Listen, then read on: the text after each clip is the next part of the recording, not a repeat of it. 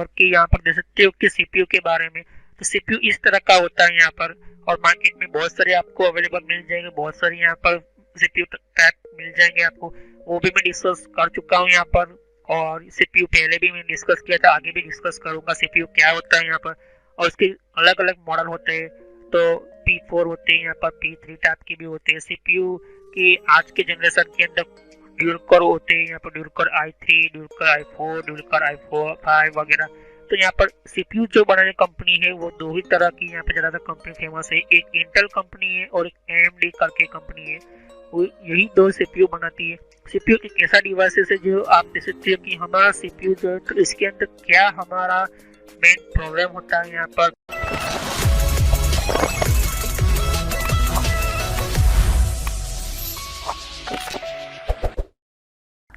तो friends, video start करने से पहले मैं आपको बता देना चाहता हूँ कि यूट्यूब पर मैंने कुछ और नए चेंजेस किए यहाँ पर मेरे चैनल के ऊपर।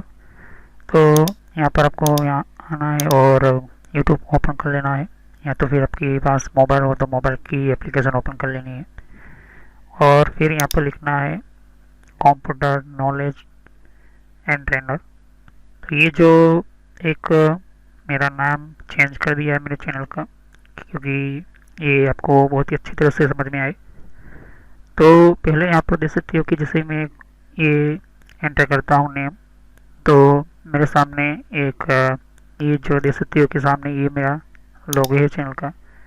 तो जो पुराने मेरे वीडियोस है उसके लिए भी मैंने यहाँ पर जो है नेम पुराना रखा हुआ है, लेकिन अभी ये मैं पुराना नेम हटाकर देख सकते हो कि पुराने जो मेरे वीडियो से, या तो फिर आप कंफ्यूज ना हो इसलिए यही मैंने रखा है। लेकिन आपको सर्च करना है इसी तरह से। तो ये एंटर करने के बाद आपको यहाँ पर, अगर आपने सब्सक्राइब नहीं किया सब्सक्राइब कर लीजिए, और सब्सक्राइब करने के बाद आपको बेल आइकन पर क्लिक करना है।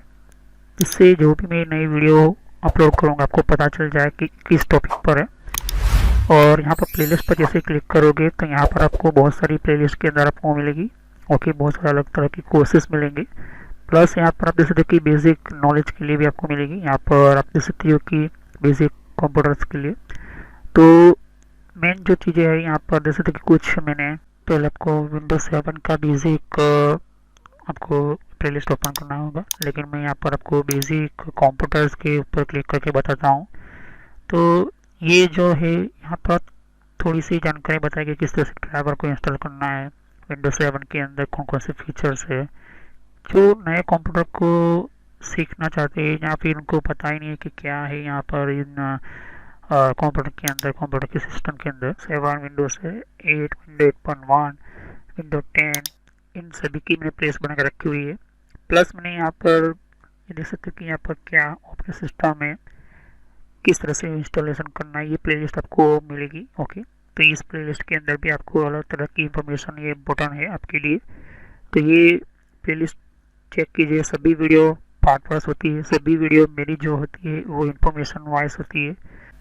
पेटीएम, मिंत्रा, याहू, ट्विटर क्या होती है, ट्विटर के कौन कौन सिक्योरिटी फीचर कौन कौन से है, फेसबुक क्या है, फेसबुक के अंदर कौन कौन से फीचर्स वगैरह होते हैं, यहाँ पर मैंने बताया यहाँ पर।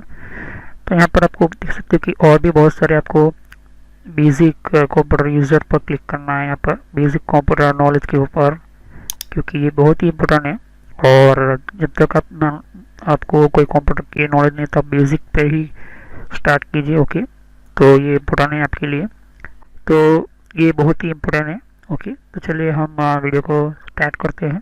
कि ऑपरेटिंग सिस्टम जब इंस्टॉल करते हैं तब, तो ये एक ऐसा हार्डवेयर डिवाइस है जो आपको प्रोसेस करने के साथ साथ यहाँ पर एक इम्पोर्टेंट इनपुट और आउटपुट दोनों का काम करता है। तो जो हमारा जो सिग्नल होता है वो सिग्नल लेता भी है और वो सिग्नल को भेजता भी है यहाँ पर। तो वो सिग्नल को यहाँ पर प्रोसेस करने का काम करता है। जब उस प्रोसेस को खत्म कर देता है तो वो आउटपुट भेज देता है आगे।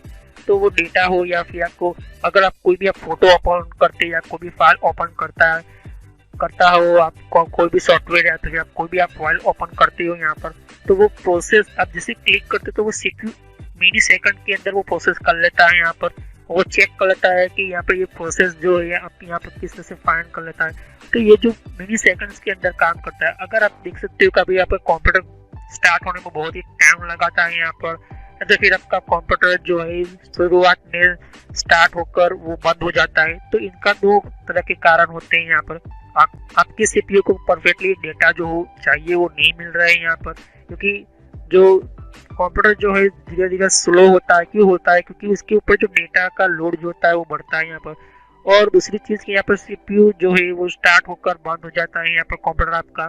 तो क्यों? क्योंकि उसके अंदर जो फाइल होती है, बूटिंग फाइल होती है, जो स्टार्ट करने का ऑपरेटिंग सिस्टम जो फाइल होती है वो सीपीयू ही प्रोसेस करके आपके कंप्यूटर को स्टार्ट करता है यहाँ पर। ओके, तो आप देख सकते हैं कि शट डाउन कर दो तो ऑटोमेटिकली आपका कंप्यूटर पूरा पावर के साथ बंद हो जाता है। पूरा पावर के साथ नहीं बंद होता है। और यहाँ पर आपको जो भी प्रोसेस होती है वो 32 बिट और 64 बिट के अंदर ही ऑपरेटिंग सिस्टम के थ्रू होती है। लेकिन जो सीपीयू जो होता है वो 32 बिट और 64 बिट की जो लैंग्वेज होती है यहाँ पर, जो 01 बाइट होती है वो 32 बिट के यहाँ पर सिग्नल्स के थ्रू यहाँ पर काम होती है यहाँ पर। तो यहाँ पर किस तरह से यहाँ पर ये 32 बिट और 64 बिट के अंदर किस तरह से प्रोसेस होती है यहाँ पर देख सकते हैं यहाँ पर। तो यही चीज़ आपको सॉफ्टवेयर के ऊपर भी इम्प्लीमेंट होती है यहाँ पर। और यहाँ पर एक बेसिकली मैं आपको सीधा सिंपल यहाँ पर बता देना चाहता हूँ यहाँ पर कि कोई भी हमारा सॉफ्टवेयर हो यहाँ पर, मतलब कि कोई भी हमारी ऑपरेटिंग सिस्टम हो, मेन फर्क होता है यहाँ पर, मेन जो सोर्स होता है, जो मेन आपका फंक्शन, अगर आपका मेन जो पार्ट होता है आपका हार्डवेयर का सीपीयू और आपका मदरबोर्ड। तो अगर आपकी 64 बिट का आपका सीपीयू है तो अच्छी बात है आपका, लेकिन 32 बिट का है तो यहाँ पर सीपीयू तो क्या प्रॉब्लम होती है वो भी हम देखेंगे यहाँ पर। और 64 बिट है तो यहाँ पर कौन सी और भी प्रॉब्लम होती है वो भी हम देखेंगे। तो ये तो बात सीपीयू की हो गई। अब बात करते हैं मदरबोर्ड की, बात करते हैं यहाँ पर। तो मदरबोर्ड भी सीपीयू की स्पीड के साथ साथ अच्छा होना चाहिए। यहाँ पर देख सकते हो कि नीचे एक मदरबोर्ड है और उसके ऊपर सीपीयू है। तो सीपीयू एक तरह की छोटी सी चिप होती है यहाँ पर। ओके, और मैंने कहा था कि इंटेल और AMD दो कंपनियां बनाती हैं यहाँ पर। तो यहाँ पर देख सकते हो कि सीपीयू की 32 बिट और 64 बिट की कंडीशन हम समझते हैं यहाँ पर। तो अगर आप देख सकते हो यहाँ पर कि सीपीयू की जो मेन जो सिस्टम होती है यहाँ पर, तो उसका जो आर्किटेक्चर होता है, उसकी कंडीशन और उसके बिहेवियर को देखते हैं यहाँ पर। तो फर्स्ट जो हम सीखेंगे यहाँ पर देख सकते हो कि जो 32 बिट का आपका प्रोसेसर है, हम सिर्फ अभी सीपीयू के अंदर जब हम, या तो फिर हम देख सकते हो सीपीयू के अंदर जो हमारी ऑपरेटिंग सिस्टम की जो प्रोसेस है वही हम आज सीखेंगे। और फर्स्ट हम पहले ही ऑपरेटिंग सिस्टम के बारे में सीखेंगे। तो अगर 32 बिट का आपका प्रोसेसर, अगर आप सीपीयू कहो या प्रोसेसर कहो, दोनों एक ही है। तो यहाँ पर आपका 32 बिट के अंदर जो लगा हुआ है 32 बिट का प्रोसेसर, अगर आपका 32 बिट के आगे आप ऑपरेटिंग सिस्टम 32 बिट के ऑपरेटिंग सिस्टम इंस्टॉल करते हो तो वो हो जाएगी, क्योंकि 32 बिट की ऑपरेटिंग सिस्टम है और सीपीयू भी 32 बिट का है।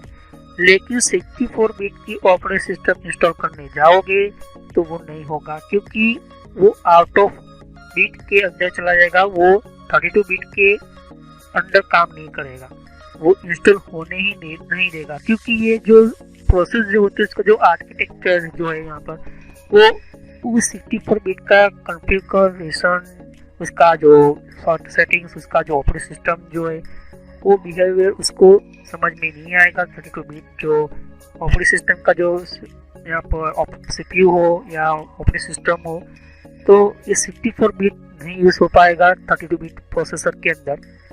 फिर बात करते हैं हम, अगर 64 बिट का प्रोसेसर है और 64 बिट का प्रोसेसर होने के साथ आपका 32 बिट ऑपरेटिंग सिस्टम आप इंस्टॉल करते हो तो क्या होता है। क्योंकि हम बात करते हैं यहाँ पर 64 बिट की ऑपरेटिंग सिस्टम, अगर आपका 64 बिट का सीपीयू है तो आपको 64 बिट का ऑपरेटिंग सिस्टम इंस्टॉल हो जाएगा।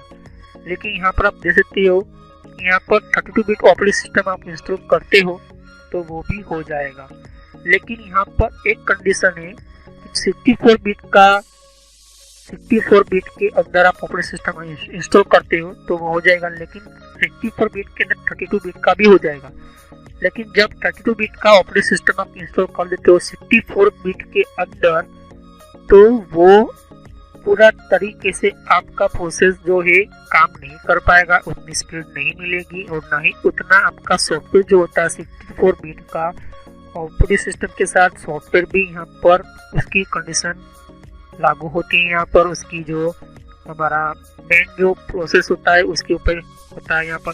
तो 32 बिट की ऑपरेटिंग सिस्टम आपने इंस्टॉल की है तो 32 बिट का ही आपको यहाँ पर सॉफ्टवेयर इंस्टॉल करना पड़ेगा। 64 बिट का काम नहीं आएगा सॉफ्टवेयर, क्योंकि भले ही आपका 64 बिट का प्रोसेसर है लेकिन उसके अंदर 32 बिट की ऑपरेटिंग सिस्टम इंस्टॉल की है तो 64 बिट का कोई भी सॉफ्टवेयर काम नहीं आएगा। तो हम देख लेते हैं यहाँ पर सॉफ्टवेयर की भी कंडीशन। तब अगर आपके पास 32 बिट का प्रोसेसर है यहाँ पर, या तो फिर हम कहें 64 बिट का, तो जो हम 64 बिट का यहाँ पर समझ लेते हैं 64 बिट का CPU है और आपने 64 बिट की ऑपरेटिंग सिस्टम इंस्टॉल की है, तो अगर आपने 64 बिट के अंदर आपकी 32 बिट का सॉफ्टवेयर हो या 64 बिट का यहाँ पर सॉफ्टवेयर हो, कोई भी सॉफ्टवेयर हो, अगर आपको केहू के सॉफ्टवेयर क्या होता है, तो सॉफ्टवेयर एक ऐसा प्रोग्राम होता है जो आप कोई चीज़ को बनानी है या तो फिर आपको इसको यूज़ करना है, तो इसको काम का आपको यूज़ अच्छी तरह से करना है तो हम इसलिए सॉफ्टवेयर बनाते हैं। जैसे कि आपका यहाँ पर गूगल क्रोम होगा, यहाँ पर फोटो का होगा, यहाँ पर फोटो एडिटिंग का होगा यहाँ पर, तो वो 32 बिट का हो या 64 बिट का सॉफ्टवेयर हो, वो 64 बिट को ऑपरेटिंग सिस्टम के साथ यहाँ पर इंस्टॉल हो जाएगा। लेकिन अगर आपके पास 32 बिट का यहाँ पर प्रोसेसर है और यहाँ पर 64 बिट का या तो फिर आपको 32 बिट का यहाँ पर सॉफ्टवेयर इंस्टॉल करना चाहते हो यहाँ पर, तो 32 बिट जो सॉफ्टवेयर सिस्टम जो है वो तब तक काम नहीं करेगी जब तक 32 बिट का यहाँ पर ऑपरेटिंग सिस्टम ना हो। लेकिन जब अगर आपका 32 बिट का ऑपरेटिंग सिस्टम भी है लेकिन आप चाहते हो कि 64 बिट का सॉफ्टवेयर इंस्टॉल करूँ, तो वो भी नहीं होगा क्योंकि वो बाहर निकल जाएगा यहाँ पर।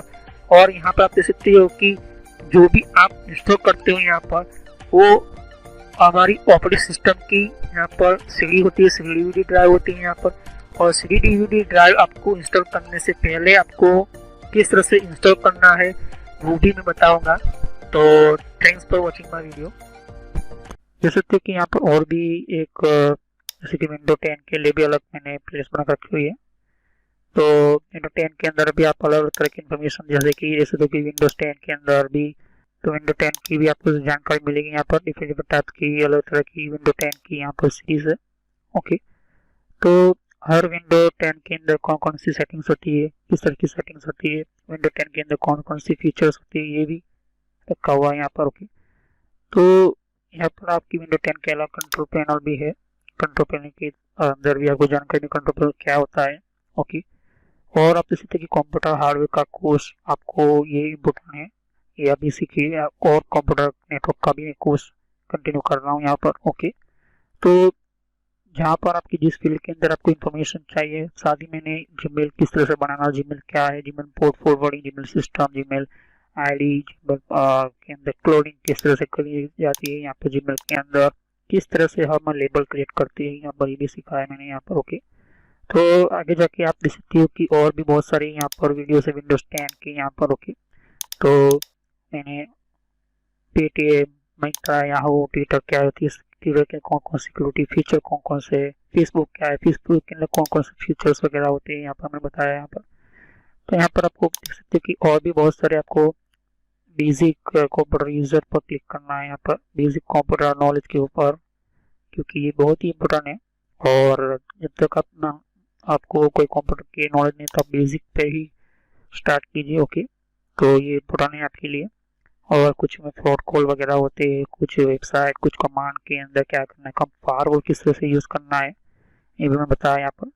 तो मैं आगे नेक्स्ट लेवल पर बताऊंगा। ओके, एंड्रॉइड का भी मैंने समझाया, एंड्रॉइड मोबाइल फ़ोन के अंदर क्या होती है किस तरह से। तो वीडियो पर जैसे क्लिक कर तो बहुत सारे आपको वीडियोस मिलेंगी, लेकिन मैं कहूँगा कि आप प्लेलिस्ट में जाकर ही हर तरह के यहाँ पर वीडियोस को कंटिन्यू करें। ओके, तो सभी वीडियोस जो होती है पार्ट वाइज होती है। ओके, तो हर पार्ट के अंदर आपको अलग तरह की नॉलेज मिलेगी। ओके, और कोई भी क्वेश्चन होता है आप मुझे कर सकते हो। अभी ये जो मेरा नेम है वो पुराना नेम है क्योंकि मैंने रखा हुआ है, लेकिन जो रियल नेम है आपको इस तरह से सर्च करना है यूट्यूब की प्लेलिस्ट के अंदर आपके मोबाइल के अंदर, और आपके कंप्यूटर के अंदर भी आप यूट्यूब चलाते हो, तो इस तरह से आपको कंप्यूटर नॉलेज ट्रेनर यही नाम एंटर करना है। लेकिन मैं पूरा नाम इसलिए रखा हुआ है क्योंकि आपको पता चले कि ये दोनों चैनल एक ही है मेरी। ओके, तो thanks for watching my video. Have a nice day. Next time I will continue new topic, मैं नए कंप्यूटर में कंटिन्यू करूँगा। ओके, तो थैंक यू।